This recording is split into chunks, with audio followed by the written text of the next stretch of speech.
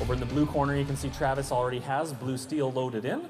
This one has an overhead spinning bar, horizontally spinning bar, with two kind of tined forks on the front.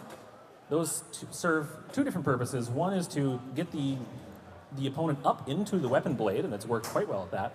And it also can be used to control the direction of the opponent, try to keep them between those two forks in the vicinity of the weapon, and also can be useful when pushing them around in a bit of a pushing match. Jonathan loading up in the red corner here with the Snip.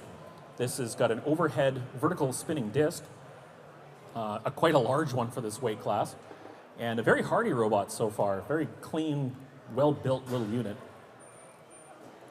You'll see that on top of the weapon there's an extra bar across it. That is in case it gets flipped over, so that it's not riding directly on the weapon, so the weapon can continue to spin even while it's upside down, although it's not quite as effective in that position. Down is good, but the up's terrible. Actually, the down's not even great because it was 200 before, so they're both getting saturated. We have judges? Who all do we have for judges? Who else are we supposed to have for judges? Yes, we'll bump them to 2 other people. Dawn? We have 2 other judges?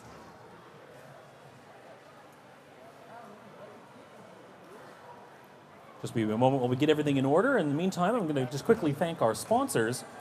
Big shout out to Big Blue Saw, Equal Zero Designs, Sask TechWorks, WD Plastics, Palulu Robotics and Electronics, FingerTech Robotics, Actobotics, and Robot Marketplace, and certainly, last but not least, Prairieland Park and Sask Entertainment Expo for having us here today. Thank you very much to all of them for helping to provide us with all of the things you see here today. This is not a cheap hobby to run, as you might imagine, but we love putting it on for the audience here. So thank you to all of them for sponsoring us.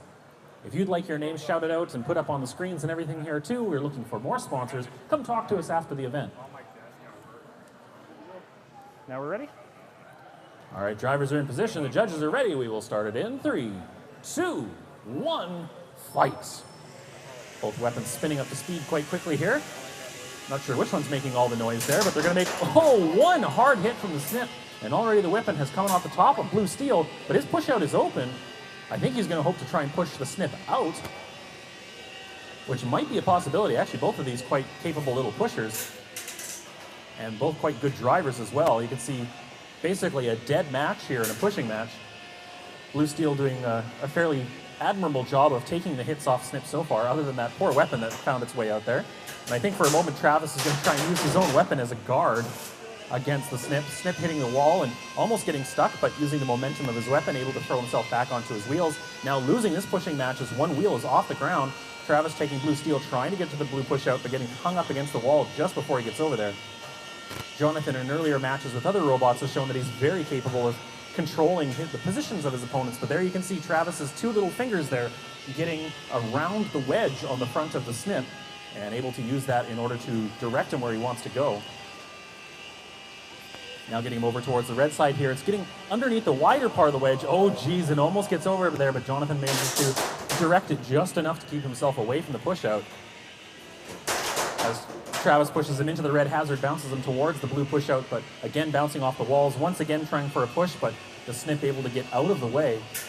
Big pushing match going on here so far. The weapon on the Snip, quite dangerous, but Travis doing a good job of avoiding the weapon and being able to hold him and control him.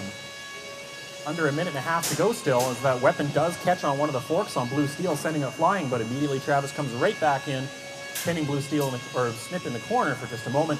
Again, getting around that wedge in the front. Those low forks being quite effective, and now with the weapon on top, Snip against the wall. Oh, Travis comes in, gives him a quick tap to flip him over on his front, but he does come back up right side up. I see a few screws on the ground now.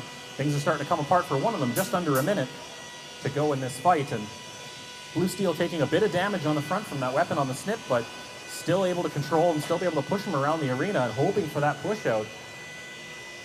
45 seconds remaining. We could see a very quick win here as one of them goes out the side. Travis manages it. Blue steel wins.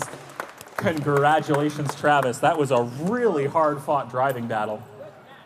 I'm sure Jonathan was hoping that at least one of those hard hits off the weapon would either end the blue steel or at least send him flying out of the arena. But with enough time and enough patience, Travis was able to direct him out that blue side.